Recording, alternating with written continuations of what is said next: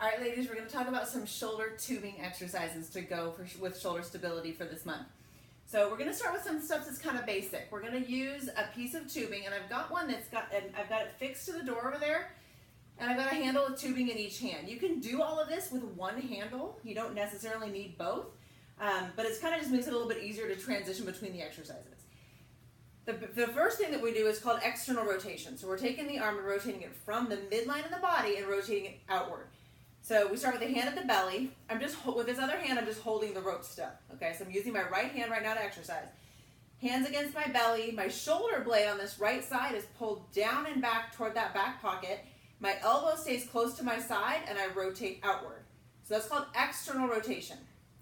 Rotating the arm outside the body. Now the muscles that do this, remember the rotator cuff muscles, there's two little guys on the back side of the shoulder, and they're kind of isolated here. Not a lot else can help with this exercise, so it doesn't take a lot of resistance and it doesn't take a lot of repetitions to start to feel like something's happening back there. This won't work well if the shoulder is rolled forward like this. So if we're rotating and it's just here like this, it won't work well. It might actually hurt the shoulder. It's not going to cause an injury, but if the shoulder is already irritated or if there's any kind of postural stuff going on, it is not going to help. So really important that the shoulder come back, that the shoulder blade be pulling back, and then you rotate outward. So from the side it kind of looks like this. The forearm stays parallel to the floor the whole time. Now, would this exercise work just as well with weights? Holding the dumbbell in the hand, doing the same movement? No, it's not the same thing.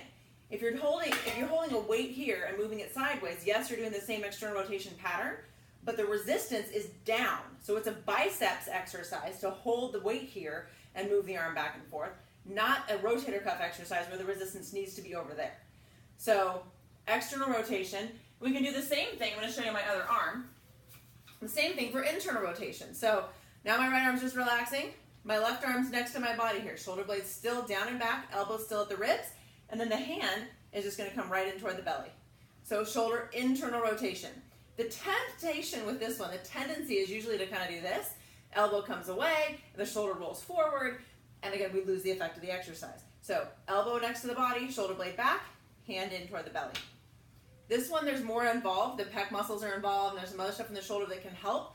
So it doesn't necessarily feel as challenging, same resistance. So you can always step away to increase the resistance a little bit more, pick a different band, or do more reps.